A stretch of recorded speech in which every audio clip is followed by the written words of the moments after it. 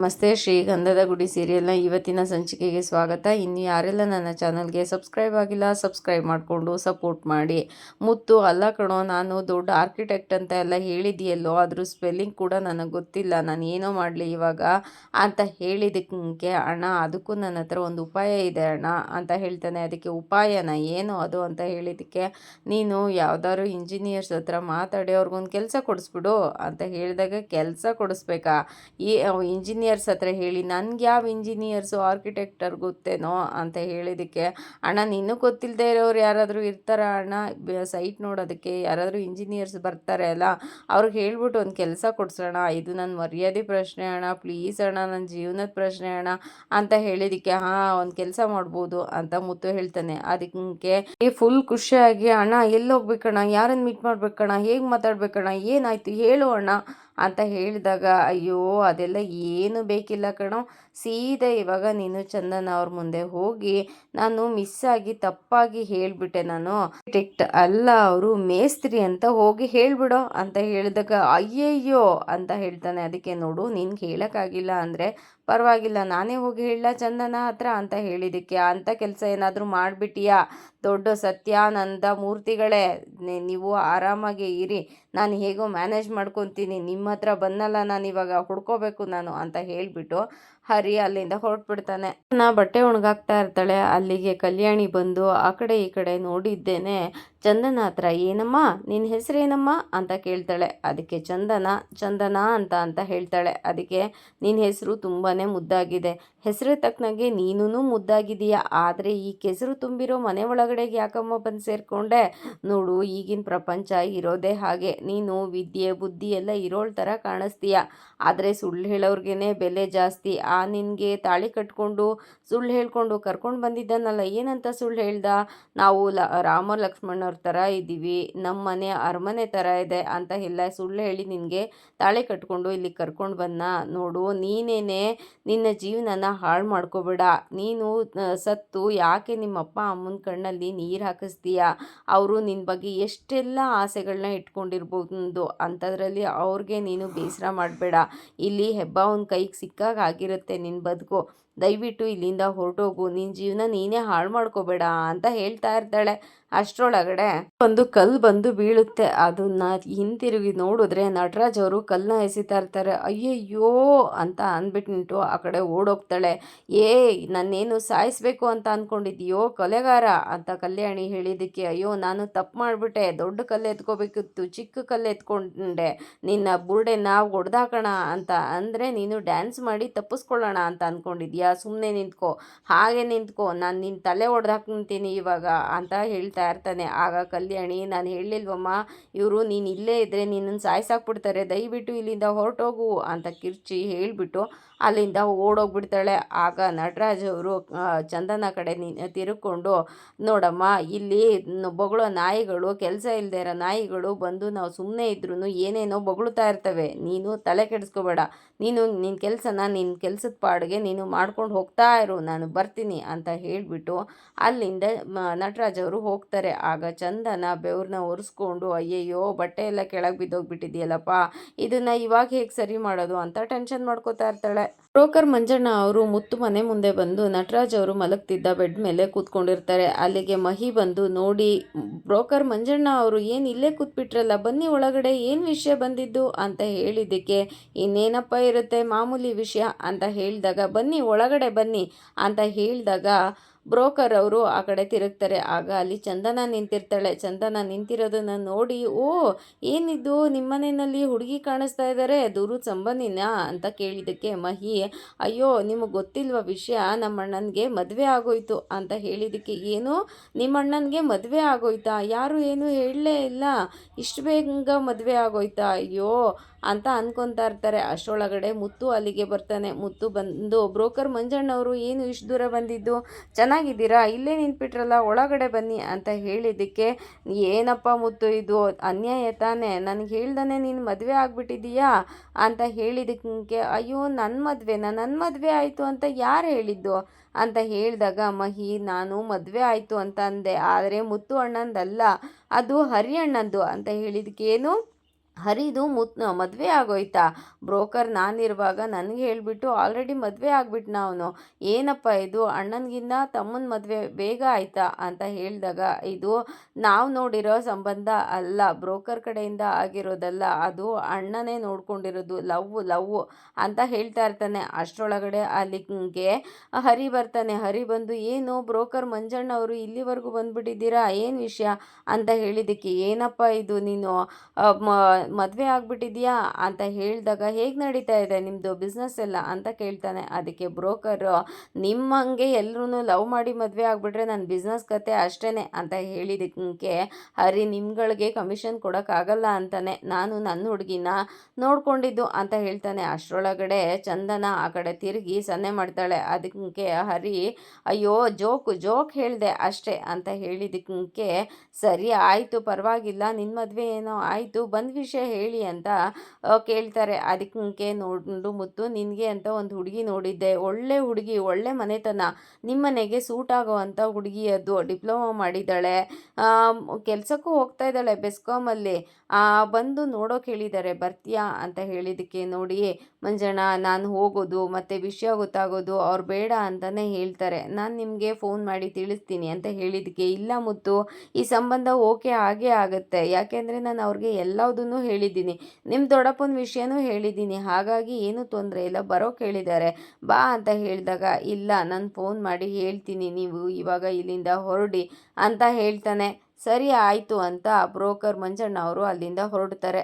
ಇಂದ ಹೋದ್ಮೇಲೆ ಚಂದನ, ಅಲ್ಲ ನಿಮಗೆ ಅವರು ಸಂಬಂಧ ನೋಡಿದ್ದೀವಿ, ಹುಡುಗಿ ನೋಡಿದ್ದೀವಿ ಅಂತ ಹೇಳ್ತಾ ಇದ್ದಾರಲ್ಲ, ನೀವ್ಯಾಕೆ ಬೇಡ ಅಂತ ಹೇಳ್ತಾ ಇದ್ದೀರಾ, ಹೋಗಿ ನೋಡ್ಕೊಂಡು ಬರೋ ತಾನೆ ಅಂತ ಹೇಳಿದ್ದಕ್ಕೆ, ಅದಕ್ಕೆ ನಮ್ಮ ಅಣ್ಣ ಇಲ್ಲಿವರೆಗೂ 15 ಹುಡುಗಿರನ್ನ ನೋಡಿದ್ದಾನೆ ಅಂತ ಹೇಳಿದ್ದಕ್ಕೆ, 15 ಹುಡುಗಿರ ಅಂದರೆ ಯಾರು ಇಷ್ಟ ಆಗಿಲ್ವಾ ನಿಮ್ಮ ಅಣ್ಣನಿಗೆ ಅಂತ ಕೇಳಿದ್ದಕ್ಕೆ, ಅದು ಹಾಗಲ್ಲ ಅತ್ತಿಗೆ, ಈ ಮನೆಯಲ್ಲಿ ಎಲ್ಲರೂ ಗಂಡಸರೇ ಇದ್ದಾರೆ, ಹುಡುಗಿ ಯಾರೂ ಇಲ್ಲ ಅನ್ನೋ ಕಾರಣಕ್ಕೆ ಅದು ರಿಜೆಕ್ಟ್ ಆಯಿತು ಅಂತ ಹೇಳಿದಾಗ ಚಂದನಗೆ ಬೇಸರ ಆಗುತ್ತೆ. ಅಯ್ಯೋ ಮಹಿ, ಅದಕ್ಕೆ ಅಣ್ಣನಿಗೆ ಒಂದ್ಸಲ ಹುಡುಗಿ ನೋಡೋಕೆ ಹೋದಾಗ ಏನಾಗಿತ್ತು ಗೊತ್ತಾ ಅಂತ ಹೇಳೋಕೆ ಹೋಗ್ತಾನೆ. ಅದಕ್ಕೆ ಮುತ್ತು ಅವರು, ಬೇಡ ಸುಮ್ಮನಿರೋ ಅಂತ ಹೇಳಿದ್ದಕ್ಕೆ, ಇಲ್ಲ ಅಣ್ಣ ಚೆನ್ನಾಗಿರುತ್ತೆ, ಇರಿ ಅಣ್ಣ ಹೇಳ್ತೀನಿ ಅಂತ ಹೇಳಿಬಿಟ್ಟು ನಡೆದಿದ್ದ ವಿಷಯ ಎಲ್ಲ ಹೇಳ್ತಾನೆ. ಮುತ್ತು ಒಂದ್ಸಲ ಹುಡುಗಿ ನೋಡೋದಕ್ಕೆ ಹೋದಾಗ ಅಲ್ಲಿ ಒಡೆ ಚೆನ್ನಾಗಿ ಬೆಂದಿರಲ್ಲ ಅನ್ನೋದನ್ನ ನೋಡಿ, ನಿಮಗೆ ಒಡೆ ಮಾಡೋದು ಹೇಗೆ ಅಂತ ಅಡುಗೆ ಮನೆಗೆ ಹೋಗಿ ಒಡೆ ಮಾಡೋದು ಹೇಗೆ ಅಂತ ಹೇಳ್ಕೊಟ್ಟಿರ್ತಾನೆ.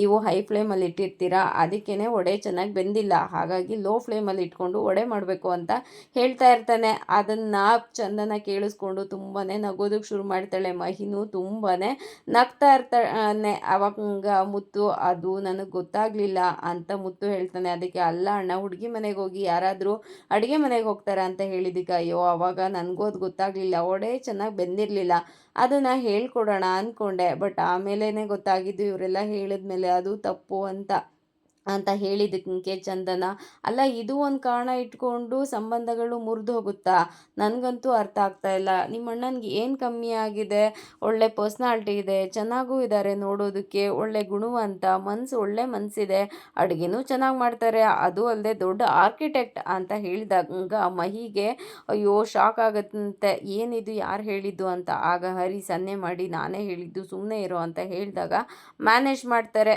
ಹರಿ ನಮ್ಮ ಅಣ್ಣ ಹೆಸರಲ್ಲಷ್ಟೇ ರಾಜ ಅಲ್ಲ, ಅವನ ಮನಸ್ಸಲ್ಲೂ ರಾಜ, ಅವನಿಗೆ ಒಳ್ಳೆ ಮನಸ್ಸಿದೆ, ನಿಜವಾಗ್ಲೂ ಆ ದೇವ್ರು ಇರೋದೇ ಆದರೆ ನಮ್ಮನೆಗೂ ಅಣ್ಣನ ಹೆಂಡತಿಯಾಗಿ ಶ್ರೀಗಂಧದ ಗುಡಿಗೆ ಒಬ್ಳು ಹೆಣ್ಮಗಳು ಕಾಲಿಟ್ಟೇ ಇಡ್ತಾಳೆ ಅಂತ ಹೇಳ್ತಾನೆ. ಎಲ್ರಿಗೂ ಖುಷಿ ಆಗುತ್ತೆ.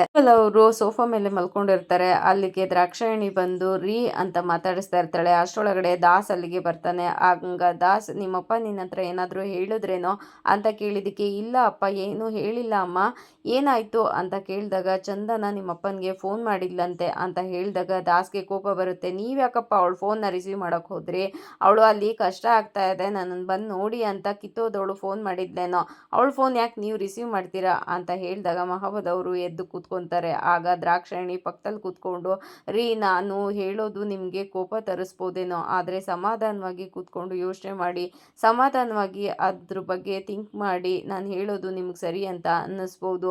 ನನಗೆ ಚಂದನ ಬಗ್ಗೆ, ಆ ಮನೆ ಬಗ್ಗೆ ದಾಸ್ ಅವಾಗಿಂದ ಹೇಳ್ದಾಗ ಬಂದಾಗಿಂದ ನನಗೆ ಊಟ ಸೇರ್ತಾ ಇಲ್ಲ, ನಿದ್ದೆ ಬರ್ತಾ ಇಲ್ಲ, ನನ್ನ ಮಗಳು ಅಲ್ಲಿ ಹೇಗಿದ್ದಾಳೋ ಅಂತ ತುಂಬಾ ಚಿಂತೆ ಆಗಿದೆ ರೀ, ಅದು ಹೋಗಿ ಕರ್ಕೊಂಡು ಬಂದುಬಿಡೋಣವಾ ಅಂತ ಹೇಳಿದಾಗ ದಾಸ, ಅಲ್ಲ ಕಣಮ್ಮ, ಹ್ಞೂ ಅವನು ಕರ್ಕೊಂಡು ಬಂದು ಇಲ್ಲಿ ಅಳಮೈತನ ಮಾಡಬೇಕಾ ಅಂತ ಹೇಳಿದ್ದಕ್ಕೆ, ನಾನು ಯಾಕೆ ಆ ಕಿತ್ತೋದವನ್ನ ಕರ್ಕೊಂಡು ಬಂದು ಅಳಮೈತನ ಮಾಡೋಣ ಅಂತ ಹೇಳೋಣ, ಆ ಪೊರ್ಕಿ ಬೇಡ ನಮ್ಮ ಮನೆಗೆ, ನಮ್ಮ ಚಂದನನ ಒಬ್ಳನ್ನ ಕರ್ಕೊಂಡು ಬರೋಣ ಅಂತ ಹೇಳಿದಾಗ ಅಪ್ಪ ಈಗಲೂ ಆರ್ಯ ಫೋನ್ ಮಾಡಿದ್ರು, ಅವಳು ಮತ್ತೆ ವಾಪಸ್ ಬಂದರೆ ನಾನು ಸ್ವೀಕರಿಸ್ತೀನಿ, ಮತ್ತೆ ಮದುವೆ ಆಗ್ತೀನಿ ಅಂತ ಹೇಳ್ತಾ ಇದ್ರು ಅಂತ ಒಳ್ಳೆ ಮನಸ್ಸು ಯಾರಿಗಿರುತ್ತೆ, ಆ ಮನಸ್ಸನ್ನು ಬಿಟ್ಟು ಅವಳು ಓಡೋದ್ಲಲ್ಲ ಅಂತ ದಾಸ್ ಹೇಳ್ತಾ ಇರ್ತಾರೆ.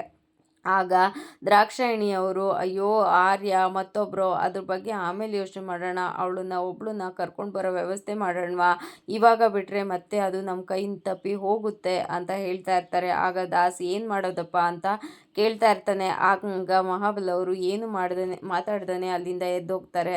ಚಂದನ ಅವ್ರ ಅತ್ತಿಗೆಗೆ ಅಂತ ಫೋನ್ ಮಾಡ್ತಾಳೆ. ಅವ್ರ ಅತ್ತಿಗೆ ಬೆಡ್ ಏನೋ ಕ್ಲೀನ್ ಮಾಡ್ತಾ ಇರ್ತಾರೆ. ಪಾಪು ಬಾ ಮಲ್ಕೋ, ಟೈಮ್ ಆಯಿತು ಅಂತ ಹೇಳ್ತಿರ್ತಾರೆ. ಅಷ್ಟರೊಳಗಡೆ ಫೋನ್ ಬರುತ್ತೆ. ಯಾರ್ದು ಅಂತ ಫೋನ್ ನೋಡಿದಾಗ ಅನ್ಯೂನ್ ನಂಬರ್ ಆಗಿರುತ್ತೆ. ಹಲೋ ಅಂತ ಫೋನ್ನ ರಿಸೀವ್ ಮಾಡಿ ಹೇಳಿದ್ದಕ್ಕೆ ಚಂದನ, ಅತ್ತಿಗೆ ನಾನು ಅತ್ತಿಗೆ ಚಂದು ಅಂತ ಹೇಳಿದಾಗ ಚಂದನ, ನೀನಾ ಅಂತ ಹೇಳಿದಾಗ, ಹಾಂ ಅತ್ತಿಗೆ ನಾನೇನೆ ಅಂತ ಹೇಳಿದ್ದಕ್ಕೆ, ಹೇಗಿದೆಯಮ್ಮ ಅಂತ ಕೇಳಿದಾಗ, ನಾನು ಹೇಗೋ ಇದ್ದೀನಿ ಅತ್ತಿಗೆ, ನೀವು ಹೇಗಿದ್ದೀರಾ ಅಲ್ಲಿ ಅಂತ ಕೇಳಿದಾಗ, ಹಾಂ ನಾನು ಚೆನ್ನಾಗಿದ್ದೀನಿ ಅಂತ ಹೇಳ್ತಾಳೆ. ಅದಕ್ಕೆ ಸರಿ, ಮನೆಯವರೆಲ್ಲ ಹೇಗಿದ್ದಾರೆ ಅದಕ್ಕೆ ಅಂತ ಹೇಳಿದ್ದಕ್ಕೆ, ಮನೆಯವರೆಲ್ಲ ಚೆನ್ನಾಗಿದ್ದಾರಮ್ಮ ಅಂತ ಹೇಳಿದಾಗ, ಅದು ಅದಕ್ಕೆ ಅಪ್ಪಂಗೆ ಅಂತ ಫೋನ್ ಮಾಡಿದ್ದೆ, ಅಪ್ಪ ನಾನು ಅಂತ ಗೊತ್ತಾದ ತಕ್ಷಣ ಫೋನ್ನ ಕಟ್ ಮಾಡಿಬಿಟ್ರು ಅಂತ ಹೇಳಿದ್ದಕ್ಕೆ, ನೋಡು ಚಂದು, ಅಪ್ಪ ಅಮ್ಮ ಇಬ್ಬರೂ ತುಂಬಾ ನೊಂದು ಹೋಗಿದ್ದಾರೆ, ಅಪ್ಪ ಅಂತೂ ತುಂಬಾ ಬೇಸರದಲ್ಲಿದ್ದಾರೆ. ಅವರು ಮುಂಚೆ ಎಲ್ಲ ಎಷ್ಟು ಕೆಲಸ ಮಾಡ್ತಾಯಿದ್ರು ನಿನಗೆ ಗೊತ್ತು ಅಲ್ವಾ, ಆಫೀಸು ಮನೆ ಅಂತ, ಇವಾಗ ಯಾವ ಕೆಲಸನೂ ಮಾಡ್ತಾ ಇಲ್ಲ, ತುಂಬಾ ಕುಗ್ಗು ಹೋಗ್ಬಿಟ್ಟಿದ್ದಾರೆ, ತುಂಬಾ ಯೋಚನೆ ಮಾಡ್ತಾ ಇದ್ದಾರೆ ನೀನು ಮಾಡೇ ಹೋಗಿದ್ದ ಕೆಲಸಕ್ಕೆ ಅಂತ ಹೇಳಿದಾಗ ಚಂದನಗೆ ತುಂಬಾ ಬೇಸರ ಆಗುತ್ತೆ. ಆಗ ಏನಮ್ಮ ಫೋನ್ ಮಾಡಿದ್ದು, ನೀನು ಹೇಗಿದ್ಯಾ ಅಲ್ಲಿ, ಎಲ್ಲ ಓಕೆನಾ ನಿನಗೆ ಅಂತ ಹೇಳಿದಾಗ, ನಾನು ಹೇಗೋ ಇದ್ದೀನಿ ಅದಕ್ಕೆ, ನಾನು ನಿಮ್ಮ ಜೊತೆ ಒಂದು ಇಂಪಾರ್ಟೆಂಟ್ ವಿಷಯ ಮಾತಾಡಬೇಕಿತ್ತು, ಅದಕ್ಕೆ ಮಾತಾಡ್ಬೋದಾ ಇವಾಗ ಅಂತ ಹೇಳಿದ್ದಕ್ಕೆ, ಅದೇನು ವಿಷಯ ಅಂತ ಹೇಳು ಅಂತ ಹೇಳ್ತಾರೆ. ಅದಕ್ಕೆ ನಾನು ಬರೋ ಅವಸರದಲ್ಲಿ ನಂದು ಆಧಾರ್ ಕಾರ್ಡು, ನನ್ನ ಡಾಕ್ಯುಮೆಂಟ್ಸ್ ಎಲ್ಲ ಅಲ್ಲೇ ಬಿಟ್ಟು ಬಂದುಬಿಟ್ಟಿದ್ದೀನಿ, ಅದಕ್ಕೆ ಅದನ್ನು ಸ್ವಲ್ಪ ಕೊಡೋಕ್ಕಾಗತ್ತಂತ, ನನಗೆ ತಲುಪ್ಸೋಕ್ಕಾಗುತ್ತಾ, ಯಾಕೆಂದರೆ ನನಗೆ ಇಲ್ಲಿ ಕೆಲಸಕ್ಕೆ ಸೇರೋಕ್ಕಾಗ್ತಾ ಇಲ್ಲ ಅಂತ ಹೇಳಿದಾಗ, ಅದು ನಾನಾ ಅಂತ ಹೇಳಿದ್ದಕ್ಕೆ, ಹೌದು ಅದಕ್ಕೆ ಯಾರಿಗೂ ಗೊತ್ತಾಗ್ದಂಗೆ ದಯವಿಟ್ಟು ನನಗೆ ಕೊಡೋಕ್ಕಾಗತ್ತಾ ಅಂತ ಹೇಳಿದಾಗ, ನೋಡು ಚಂದು, ನನಗೆ ಕೊಡೋ ಮನಸ್ಸೇನೋ ಇದೆ, ನಿನಗೆ ಸಹಾಯ ಮಾಡಬೇಕು ಅಂತ ಏನೋ ಇದೆ, ಆದರೆ ನಿಮ್ಮ ಅಣ್ಣನ ಕಡೆ ತಪ್ಪಿಸಿ ಹೇಗಮ್ಮ ಕೊಡೋದು, ಅವ್ರಿಗೇನಾದರೂ ಗೊತ್ತಾದರೆ ಅಂತ ಹೇಳ್ತಾ ಇರ್ತಾಳೆ. ಅದಕ್ಕೆ ಹೇಗಾದರೂ ಟ್ರೈ ಮಾಡಿ ಅಂತ ಹೇಳಿದಾಗ, ಅದು ಹಾಗಲ್ಲ ಚಂದು ಅಂತ ಹೇಳೋಕೆ ಟ್ರೈ ಮಾಡ್ತಿರ್ತಾಳೆ. ಅಷ್ಟರೊಳಗಡೆ ಅಲ್ಲಿಗೆ ಫೋನ್ ಮಾಡಿಕೊಂಡು ದಾಸ್ ಬಂದ್ಬಿಡ್ತಾನೆ. ಯಾರದು ಮಾತಾಡ್ತಾ ಇರೋದು, ಯಾರು, ನಿನಗೆ ಚಂದನ ಅಂತ ಫ್ರೆಂಡ್ ಇದ್ದಾರಾ ಅಂತ ಹೇಳಿದ್ದಕ್ಕೆ, ಹಾಂ ರೀ ನಾನು ಅವತ್ತು ಅಂತ ಹೇಳೋಕೆ ಹೋಗ್ತೆ, ಅಂತ ಹೇಳಿಬಿಟ್ಟು ಫೋನ್ನ ಇಸ್ಕೊಂಡು, ಹಲೋ ಯಾರು ಅಂತ ದಾಸ್ ಕೇಳ್ತಾನೆ. ಆಗ ಚಂದನ, ಅಣ್ಣ ನಾನಣ್ಣ ಅಂತ ಹತ್ಕೊಂಡು ಹೇಳ್ತಾಳೆ, ಛೀ ನನ್ನನ್ನು ಅಣ್ಣ ಅಂತ ಕರಿಬೇಡ, ನೀನು ವಾಯ್ಸ್ ಕೇಳಿದ್ರೆ ನನಗೆ ಇರಿಟೇಟ್ ಆಗುತ್ತೆ ಅಂತ ಫೋನ್ನ ಕಟ್ ಮಾಡಿ ಫೋನ್ನ ಬೆಡ್ ಮೇಲೆ ಎಸ್ಬಿಡ್ತಾರೆ. ಎಸ್ತು ಅವ್ರ ಹೆಂಡತಿ ಹತ್ರ, ಏನು ಎಷ್ಟು ದಿನದಿಂದ ನಡೀತಾ ಇದೆ ಇದೆಲ್ಲ ಅಂತ ಹೇಳಿದ್ದಕ್ಕೆ, ಇಲ್ಲ ರೀ ಯಾವುದೋ ಅನ್ಯೂನ್ ನಂಬರ್ ಅಂತ ಬಂತು ಅದಕ್ಕೆ ರಿಸೀವ್ ಮಾಡಿದೆ ಅಷ್ಟೇ, ನನಗೂ ಅವಳಿಗೂ ಯಾವುದೇ ರೀತಿ ಇಲ್ಲ ಅಂತ ಹೇಳಿದ್ದಕ್ಕೆ, ನೋಡು ಇನ್ನೊಂದು ಸಲ ಏನಾದರೂ ಅವಳ ಹತ್ರ ಮಾತಾಡಿದ್ರೆ ನೀನು ಅಷ್ಟೇ, ನಿನಗೆ ಹೆಂಡತಿ ಅಂತ ಸಲಿಗೆ ಕೊಟ್ಟಿದ್ದು ಜಾಸ್ತಿ ಆಯಿತು ಅಂತ ಹೇಳ್ತಾನೆ. ಅದಕ್ಕೆ, ಇಲ್ಲ ರೀ ಚಂದನ ಡಾಕ್ಯುಮೆಂಟ್ಸ್ ಬೇಕು ಅಂತ ಫೋನ್ ಮಾಡಿದ್ಲು ಅಂತ ಹೇಳಿದಕ್ಕೆ, ಓ ಹಾಗಾದರೆ ಅವಳು ಕೇಳಿದ್ರೆ ನೀನು ಕೊಟ್ಬಿಡ್ತೀಯಾ ಅಂತ ಹೇಳಿದಾಗ, ಇಲ್ಲ ರೀ ಅದು ನಿಮ್ಮನ್ನು ಕೇಳಿ ಕೊಡ್ತೀನಿ ಅಂತ ಹೇಳಿದೆ ಅಂತ ಹೇಳಿದಾಗ, ನೋಡು ಏನಾದರೂ ಇಲ್ಲಿಂದ ಒಂದು ಡಾಕ್ಯುಮೆಂಟ್ ಅವಳದು ಹೊರಗಡೆ ಹೋದರೆ ಅದ್ರ ಜೊತೆಗೆ ನೀನು ಹೊರಗಡೆ ಹೋಗ್ತೀಯಾ, ಹುಷಾರ್, ಇನ್ನು ಮುಂದೆ ನನ್ನನ್ನು ಕೇಳ್ದಾನೆ ನೀನು ಫೋನ್ ಯೂಸ್ ಮಾಡೋ ಹಾಗಿಲ್ಲ ಅಂತ ವಾರ್ನ್ ಮಾಡಿ ಅಲ್ಲಿಂದ ಹೊರಟೋಗ್ತಾರೆ. ಹೇಳಿದ್ದನ್ನ ಕೇಳಿ ದಿವ್ಯಾ ತುಂಬಾ ಟೆನ್ಷನ್ ಮಾಡ್ಕೊತಾ ಇರ್ತಾಳೆ, ಏನಾಗುತ್ತೆ ಅಂತ. ಇಲ್ಲಿ ಚಂದನ ತುಂಬಾ ಅಳ್ತಾ ಕೂತಿರ್ತಾಳೆ. ಅದೇ ಟೈಮ್ಗೆ ಹರಿ ಒಳಗೆ ಬರ್ಬೋದಾ ಅಂತ ಕೇಳ್ತಾನೆ. ಆಗ ಚಂದನ ಹಾಂ ಅಂತ ಹೇಳ್ತಾಳೆ. ಒಳಗಡೆ ಬಂದು, ಅಲ್ಲ ಏನಾದರೂ ಸಮಸ್ಯೆನಾ, ಏನಾದರೂ ಪ್ರಾಬ್ಲಮ್ ಆಯಿತಾ, ಅಳ್ತಾ ಇದ್ದೀರಲ್ಲ ಏನಾಯಿತು ಅಂತ ಕೇಳಿದ್ದಕ್ಕೆ, ನಾನು ಡಾಕ್ಯುಮೆಂಟ್ ಬೇಕು ಅಂತ ಅತ್ತಿಗೆಗೆ ಫೋನ್ ಮಾಡಿದ್ದೆ, ಆಗ ಅಣ್ಣ ಇಸ್ಕೊಂಡು ಫೋನ್ನ ಕಟ್ ಮಾಡಿಬಿಟ್ಟ, ಇವಾಗ ನನಗೆ ಯಾರೂ ಇಲ್ಲ ಅಂತ ಅನ್ನಿಸ್ತಾ ಇದೆ, ಮನೆ ನೆನಪಾಗ್ತಾ ಆಗ್ತಾ ಇದೆ, ತುಂಬಾ ಅಳು ಬರ್ತಾ ಇದೆ. ಅಲ್ಲ ನಾನು ಏನು ತಪ್ಪು ಮಾಡಿದ್ದೀನಿ ಅಂತ ಇವರೆಲ್ಲ ನನ್ನ ಹತ್ರ ಈ ಥರ ರಿಯಾಕ್ಟ್ ಮಾಡ್ತಾ ಇದ್ದಾರೆ. ನಾನು ಮಾತಾಡೋದಕ್ಕೇ ನನಗೆ ಅವಕಾಶನ ನೀಡ್ತಾ ಇಲ್ಲ. ಎಲ್ಲರೂ ನನ್ನನ್ನು ಅರ್ಥನೇ ಮಾಡ್ಕೊತಾ ಇಲ್ಲ, ಯಾರೂ ನನ್ನ ಅರ್ಥ ಮಾಡ್ಕೊತಾ ಇಲ್ಲ, ನಾನು ಒಬ್ಬಳೇ ಅಂತ ಅನ್ನಿಸ್ತಾ ಇದೆ. ನನಗೆ ಯಾರೂ ಇಲ್ಲ, ನನ್ನ ದುಃಖನ ಯಾರ ಹತ್ರ ಹೇಳ್ಕೊಳ್ಳಿ, ತುಂಬ ನೋವಾಗ್ತಾ ಇದೆ ಅಂತ ಹೇಳ್ತಾಳೆ. ಹಂಗ ಹರಿ, ಅಯ್ಯೋ ಅದ್ಯಾಕೆ ಹಾಗೆ ಅನ್ಕೊತೀರಾ, ನಾನಿದ್ದೀನಿ ಅಲ್ವಾ ನಿಮ್ಮ ದುಃಖನ ಕೇಳೋದಕ್ಕೆ, ನಿಮಗೆ ನೀವೇ ಶಾಶ್ವತ ಅಲ್ಲ, ಅಂಥದ್ರಲ್ಲಿ ಇದೆಲ್ಲ ಆಗಂತ ಸಾಧ್ಯನೇ ಇಲ್ಲ, ಇದೆಲ್ಲ ಸರಿ ಹೋಗುತ್ತೆ, ನೀವೇನು ತಲೆ ಕೆಡಿಸ್ಕೋಬೇಡಿ, ನಿಮ್ಮ ದುಃಖನ ಕೇಳೋದಕ್ಕೆ ನಾನಿದ್ದೀನಿ ಅಲ್ವಾ, ನಿಮ್ಮನ್ನು ನೋಡಿ ನನಗೂ ಸಂಕಟ ಆಗ್ತಾ ಇದೆ, ಆದರೆ ಏನು ಮಾಡೋಕ್ಕಾಗುತ್ತೆ, ಒಂದಿನ ಎಲ್ಲ ಸರಿ ಹೋಗುತ್ತೆ, ನೀವು ಆರಾಮಾಗಿರಿ ಅಂತ ಹೇಳಿದಾಗ ನೀವು ನನ್ನ ಬಗ್ಗೆ ಜಾಸ್ತಿ ತಲೆ ಕೆಡಿಸ್ಕೋಬೇಡಿ ಹೋಗಿ ಅಂತ ಹೇಳಿದ್ದಕ್ಕೆ, ಹೋಗ್ಲಾ ಹಾಗಾದರೆ ನೀವು ಮಲ್ಕೊತೀರಾ ಅಂತ ಹೇಳಿದ್ದಕ್ಕೆ ಚಂದನ ಹಾಂ ಅಂತ ನೋಡ್ತಾಳೆ. ಅದಕ್ಕೆ ಅದು ನಾನು ಹೇಳಿದ್ರ ಅರ್ಥ ಏನು ಅಂದರೆ, ನೀವು ಇವಾಗ ಅಳ್ತಾ ಇದ್ರಿ ಅಲ್ವಾ, ನೀವು ನಿಜವಾಗ್ಲೂ ನಾನು ಹೋದ್ಮೇಲೆ ಮಲ್ಕೊತೀರಾ ಅಂತ ಕೇಳಿದೆ ಅಷ್ಟೇ ಅಂತ ಹೇಳಿದ್ದಕ್ಕೆ, ನೀವು ಜಾಸ್ತಿ ಯೋಚನೆ ಮಾಡಬೇಡಿ ಹೋಗಿ ಅಂತ ಹೇಳಿದಾಗ, ಅಲ್ಲ ಈಗ ನೀವು ಹೀಗೆ ಅಳ್ತಾ ಇರ್ತೀರಾ ಅಥವಾ ಹೊರಗಡೆ ಎಲ್ಲಾದರೂ ಹೋಗಿ ಬರೋಣವಾ ಕೇಳ್ತಾನೆ. ಚಂದನ ಇಷ್ಟೊತ್ನಲ್ಲ ಅಂತ ಹೇಳಿದ್ದಕ್ಕೆ, ಹಾಂ ಹೊರಗಡೆ ಹೋದ್ ಬಂದರೆ ನಿಮ್ಮ ಮನಸ್ಸು ತಿಳಿ ಆಗ್ಬೋದು, ಸ್ವಲ್ಪ ಮನಸ್ಸಿನ ದುಃಖ ಕಮ್ಮಿ ಆಗುತ್ತೆ, ಹಾಗಾಗಿ ಹೊರಗೆ ಹೋಗ್ಬಿಟ್ಟು ಬರೋಣ, ರೆಡಿಯಾಗಿ ಎಲ್ಲವುದೂ ಸರಿ ಹೋಗುತ್ತೆ, ನಾನು ಹೋಗಿ ರೆಡಿ ಆಗ್ಬಿಟ್ಟು ಬರ್ತೀನಿ, ನೀವು ರೆಡಿಯಾಗಿರಿ, ಆಚೆ ಹೋಗ್ಬಿಟ್ಟು ಬಂದರೆ ಎಲ್ಲವುದೂ ಸರಿ ಹೋಗುತ್ತೆ, ಆಮೇಲೆ ನಿದ್ದೆನೂ ಬರುತ್ತೆ, ಓಕೆ ಓಕೆ ರೆಡಿ ಆಗ್ತೀನಿ ಅಂತ ಅಲ್ಲಿಂದ ಹರಿ ಹೋಗ್ತಾನೆ. ಹಾಗಿತ್ತು ಇವತ್ತಿನ ಸಂಚಿಕೆ. ಈ ಸಂಚಿಕೆ ಇಷ್ಟ ಆಗಿದ್ರೆ ಒಂದು ಲೈಕ್ ಕೊಟ್ಟು ಶೇರ್ ಮಾಡಿ, ಕಮೆಂಟ್ ಬಾಕ್ಸಲ್ಲಿ ಕಮೆಂಟ್ ಮಾಡಿ ತಿಳಿಸಿ ಹೇಗಾಗಿತ್ತು ಇವತ್ತಿನ ಸಂಚಿಕೆ ಅಂತ. ನಾಳಿನ ಸಂಚಿಕೆಯಲ್ಲಿ ಸಿಗೋಣ, ಅಲ್ಲಿವರೆಗೂ take care, bye, thank you.